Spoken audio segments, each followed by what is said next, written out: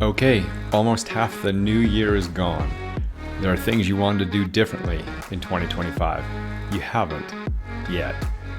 There are 100 reasons why, and I've used many of the same excuses, but you determined, at least at one point, that you wanted some sort of change in your life.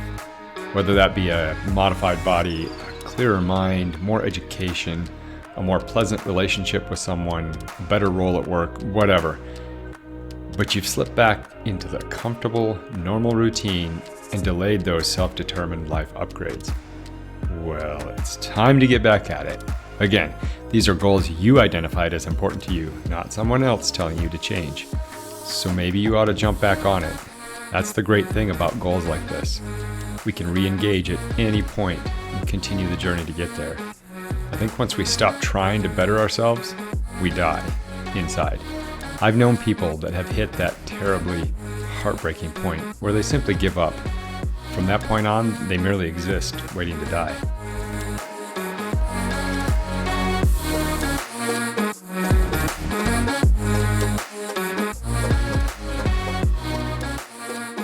If this isn't depressing to you, perhaps you need to do some reflecting on where you are in life and where you hope to go. The eternal drive for betterment is what sustains life.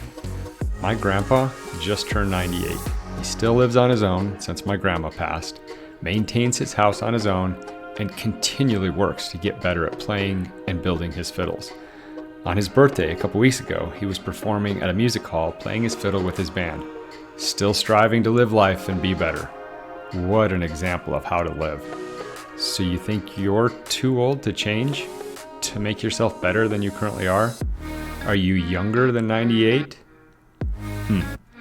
You can still make some changes.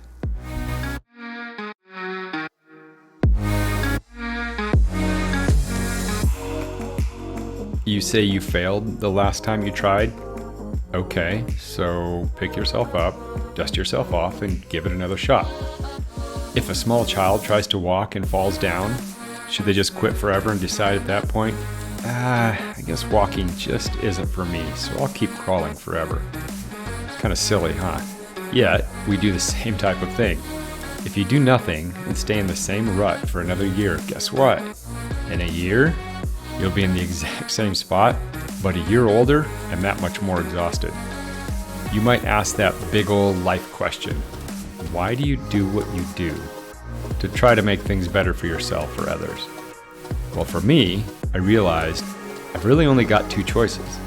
I can do nothing, or I can do something.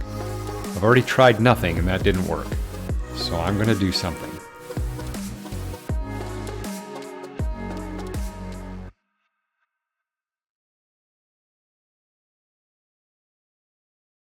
Nothing or something.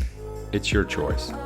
Both have consequences, but one feels better and ultimately helps you be better.